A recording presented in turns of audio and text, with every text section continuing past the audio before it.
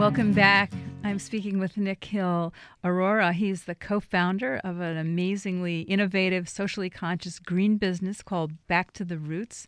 It's a local Bay Area company, and it's a 100% sustainable urban mushroom farm that transforms coffee ground waste into the growing medium for gourmet mushrooms. So, so exciting. So now you've started these kits, grow-at-home mushroom kits that over 300 Whole Foods are selling. So tell us about those kits. How do they work?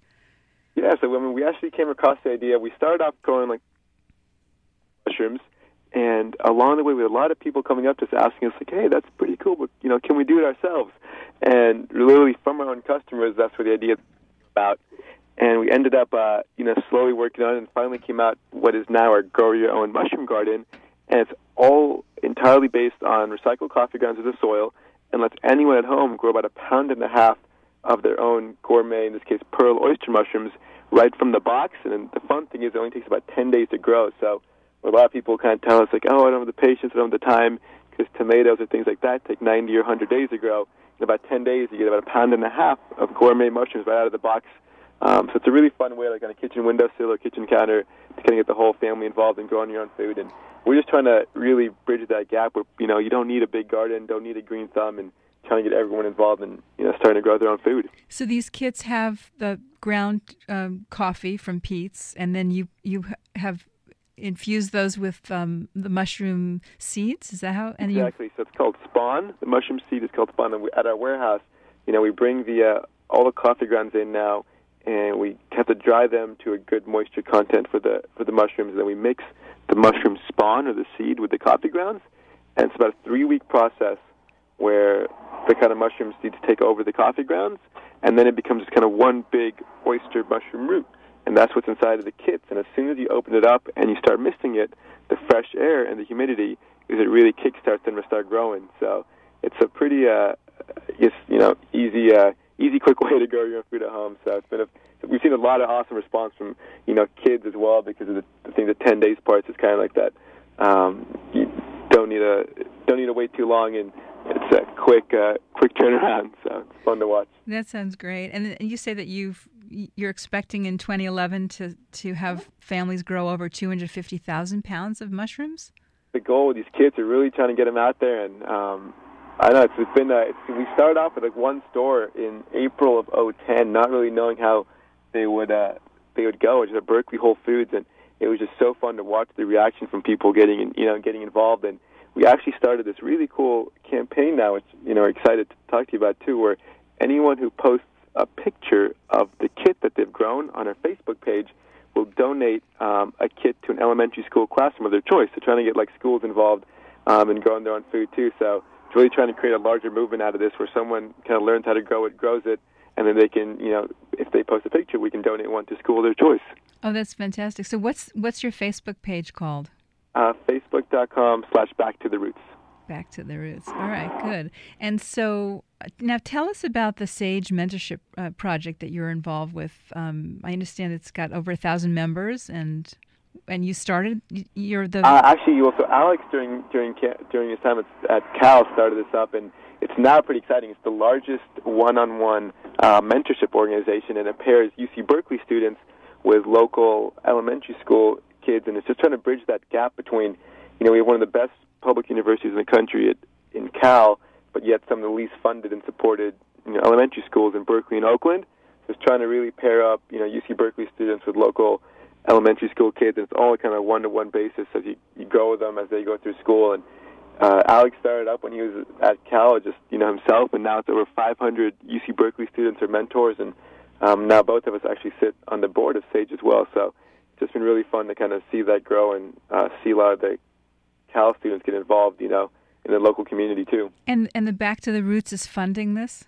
We're not funding it. We just we're trying to work closely with supporting a lot of like the sustainability education with. It's a lot of schools that SAGE is involved in. We're trying to donate mushroom kits and get the kids involved in fun project too. So much more just kind of support and partner organizations in that sense. I think we have the same ultimate vision of improving and empowering the community. So and fun to watch it grow. The website there is sagementors.org Sage Mentorship Project. Oh, Sage Mentorship Project. Okay.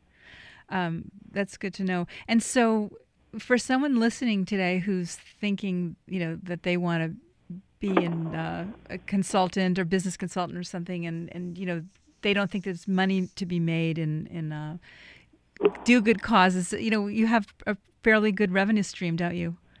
Yeah, and the nice thing is, the cool thing is that even from our collection now, Pete's pays us to collect their waste. A lot of, it's in some sense we're getting paid and, helping us break even on our raw material. So I think we're really trying to find like innovative new business models where it's not just your traditional, one-way street. It's like you can work with your partners and really kind of create really cool synergies with them. Mm-hmm. That's been really fun. And we just actually got into Home Depot as well, so we'll be launching in Home Depot in Northern California in the next coming week. So I think the potential for sustainable businesses to do well, and be profitable and create revenue at the same time, really have your core focus being in the community is definitely possible, and that's one of our biggest goals, is to be able to prove that too. That's fantastic. So your plans for the future, I understand that you're expanding to other kits. What are those? So we're experimenting on some shiitake mushrooms right now, actually, which we're pretty excited about. And a cool thing, too, is we've started now collecting a couple different other waste streams. So our new neighbors, we just moved into a new warehouse here in West Oakland, and our neighbors are actually a tofu company called Hodo Soy. Mm-hmm. And we've now started collecting their spent tofu waste, which is like this soy pulp called okara, as well as the spent grains and hops from local Oakland brewery called Linden Street Brewery. And we're experimenting on the tea waste from Oakland's Numi Tea. So we're trying to find like different other urban organic waste streams that we can try to collect, divert, and hopefully try to reuse to grow food on them.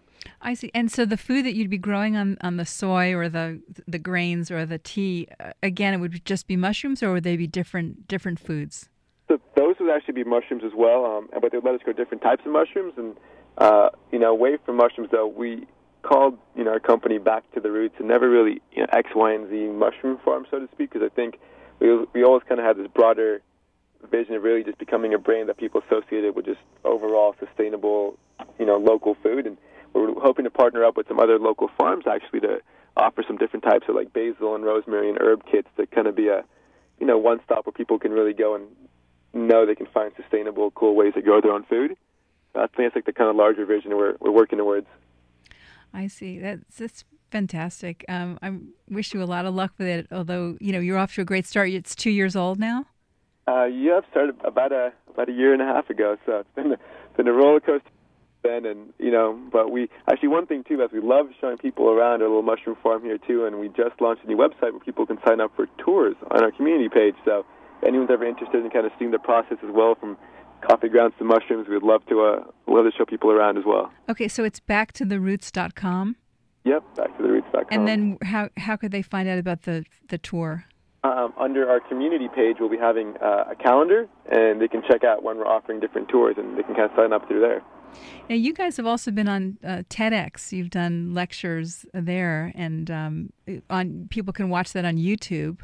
Yep, and they actually have those on our website. But yeah, that was we were really honored to be able to kind of share our vision through that platform too. It was a cool experience for us. What was that like for you? It was definitely. Definitely, it's a big stage in that sense. So we've definitely prepared and made sure we could deliver really clearly and crisply our vision and mission for the company. But I don't know, we were just really excited to be able to share kind of what we're working on. And one of the biggest values that we have, and it's on our wall in our office too, is the word inspire. And we're always trying to see how can we take what we're doing with our company, which you could look at it as some small niche of coffee to mushrooms, but how can you take that concept and really inspire a lot more people to think about waste, to think about food, and think about what else they can do in the community. So for us, it's really exciting to be able to kind of share that on a larger platform. And so, aside from the model that you're setting up in your business, how else are you working on inspiring people to think about waste and think about global warming and think about reusing, recycling? Yeah, I think a lot of it is through it's operating a company, but I think everything we do, we try to always see how can we make a bigger impact. So be it through a Facebook campaign, getting people to share their experience with others and help donate kits to other causes, or trying to get as involved in the community through school workshops and tours and things like that. It's like, just how can we touch as many people with this concept? So hopefully when they leave, they're like, hey, that's pretty cool. I wonder what else I can do with, something else they come across in their lives every day. So I think the more we can get this message across of what we can do with something like pretty common in our lives, like coffee grounds, I think hopefully it opens people's minds to, other opportunities out there as well to kind of rethink waste in that sense. And do you have any advice for any budding entrepreneurs or someone who's just graduating from college? Yeah, man, we've made every mistake along the way, Beth. It's been a roller coaster. But I think the biggest lesson we've learned is, I think, one, nothing happens overnight. And even for us, when we started off with one bucket, then to a 300 square foot warehouse, to a 1,000 square foot warehouse, to where we are now, like a 10,000 square foot warehouse. And I think the biggest thing is just having that attitude where, like, it's not going to happen overnight, but you got to take that first step. And I think looking back for, how we got started, if we hadn't, decided to go actually just collect some coffee grounds one day and try it out, nothing would have happened. So it's like, for all the biggest visions in the world, like, you got to take that first step. And it's probably the hardest step, but at the end of the day, you can't lose anything. Worst case, nothing, doesn't go right, and you're right back where you started from. So I think it's just taking as many people as you can inspire to take that first step. That's, what we're trying to do. Well, are you near Blue Angels? I was just wondering. Sorry. We have a loud warehouse, Beth. I'm sorry. Oh, it's your warehouse. I thought it was airplanes. It's interesting.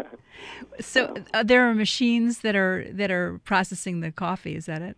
We actually, what you're probably hearing in the background, so we just got approved from Whole Foods to have these new custom display units made in all their stores.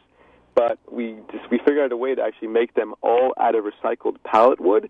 So rather than paying for brand new display units, we partnered up with our local companies around our area and started collecting all their spent pallets used for shipping, and are breaking that wood down as a way that we can make our own display units. So I think what you were hearing in the back was actually some Michael and Cesar, two guys on our team, actually taking down and disassembling the old pallets as a way to make our new shippers. So try to find some new waste streams in whatever way we can. Yeah, no, it's fantastic. I mean, it just seems like you're just on top of things, and you're just thinking of new and innovative ways to recycle, reuse, recreate. It's fabulous. Oh, thank you. No, it's been fun. It's funny. We always look back too, and just sometimes stop and. Funny how things can, like, literally we were 2 months away from going down the corporate route, it's just funny how things can all of a sudden change. The next thing you know, you're knee-deep in coffee grounds trying to go mushrooms, Right. Well, thank you so much for being on the show today. It was great to talk to you, and I plan to come and take a tour pretty soon. Awesome. Thank you so much for having me, Beth. I really enjoyed talking to you. Great. Well, I've been talking to Nikhil Arora. He is the co-founder of Back to the Roots, an innovative, socially conscious green business here in the Bay Area. And for more information, you can go to backtotheroots.com. Well, thank you so much for listening today. I hope you enjoyed it and really see a different way of doing business from today. For podcasts and more information on my show, visit yoursupernaturallife.com, where you can also download the show on iTunes. And you can find my book, Supernatural Home, on Amazon or on my website, supernaturalmom.com. And if you type in supernaturalmom.com/free gift, you can download a free 20-question quiz from my book to help you determine where, when, and how you are unwittingly being exposed to dangerous chemicals from everyday products in your home. Plus, you'll get tips on ways to have a super healthy home. Also, take advantage of my expertise where I come to your home and help you turn it into a safe haven. I offer a one-of-a-kind service to protect you and your family from invisible toxins in your home that can cause fatigue, allergies, asthma, and other health problems. Email me at beth@supernaturalmom.com for more information. Have a supernatural week, and I'll see you here next week. I'm Beth Greer.